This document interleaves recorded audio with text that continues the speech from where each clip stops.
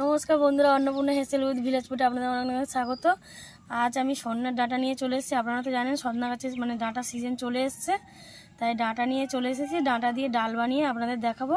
ডাঁটাটা কিন্তু পুরো কচি ডাঁটা, গাছ থেকে সবে পাড়া, সদ্য লতি লতি ডাঁটা। এই দিয়ে ডাল বানালে খুব সুন্দর লাগবে। আমি কেমনভাবে বানাবো আপনাদের দেখাবো। ডালটা কিন্তু বানানোর জন্য মুসুরির ডাল লাগে। আমি ডালটা ধুয়ে নিয়ে এসেছি, কড়াতে জল গরম হচ্ছে, ডালটা আমি দিয়ে দেব।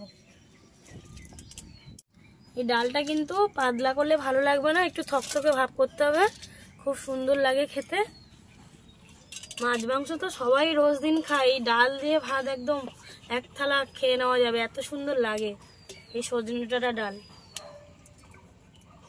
বন্ধুরা, ডালটা আমি সিদ্ধ করতে বসিয়ে দিয়েছি। আমি ডাঁটাগুলো কেটে নেবো। ডাঁটাটা কিন্তু আগে থেকে ধুয়ে নিতে হবে, কারণ এই ডাঁটার তো আঁশ ছাড়ালে হবে না, কচি ডাঁটা দেখতেই পাচ্ছেন।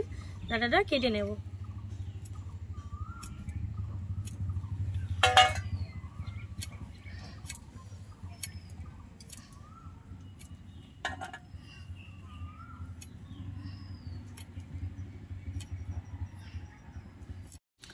ডাঁটাটা কিন্তু খুব বেশি বড় করলেও ভালো লাগবে না, খুব বেশি ছোট করলেও ভালো লাগবে না। আমি মাঝারি সাইজে কেটে নিচ্ছি।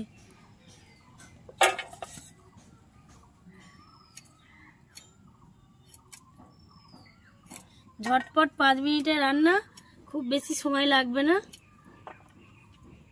ডালটা সিদ্ধ হয়ে এসছে, এবার আমি এতে নুন হলুদ দিয়ে দেবো পরিমাণ মতন।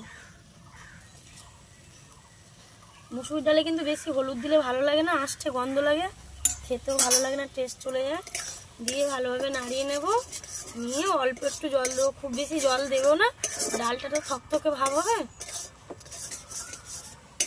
বেশি গলে গেলেও ডালটা ভালো লাগবে না, জলটা দিয়ে দেবো।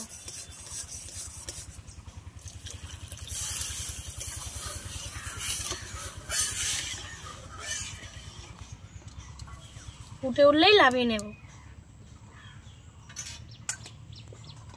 বন্ধুরা, ডালটা ফুটে উঠেছে, এবার আমি নামিয়ে নেব। নিয়ে সাঁদাল দিয়ে নেব।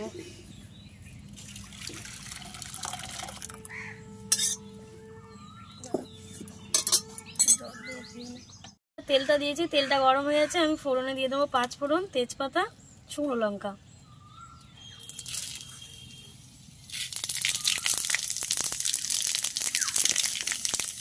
আদা কিছুটা ঘষে রেখেছিলাম, এটা দিয়ে দেবো।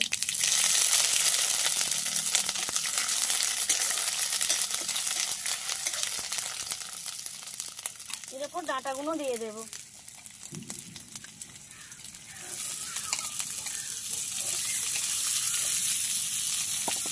দিয়ে ভালোভাবে নাড়িয়ে চাড়িয়ে নেব।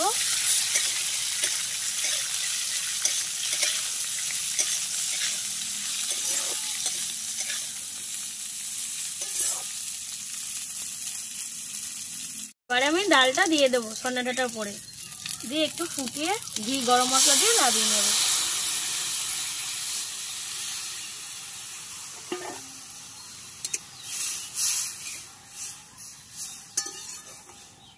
পরিমাণ মতন চিনি দিয়ে নেব। ডালটাতে হয়ে এসছে, নামিয়ে নেব।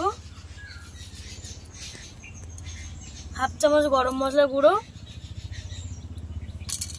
আর পরিমাণ মতন ওপর দিয়ে ঘি ছড়িয়ে দেব। দিয়ে ভালোভাবে নাড়িয়ে নেব।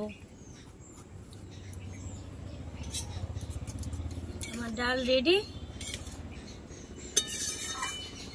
আপনারা বাড়িতে করে দেখবেন, খুব সুন্দর লাগে খেতে, খুব দারুণ টেস্ট।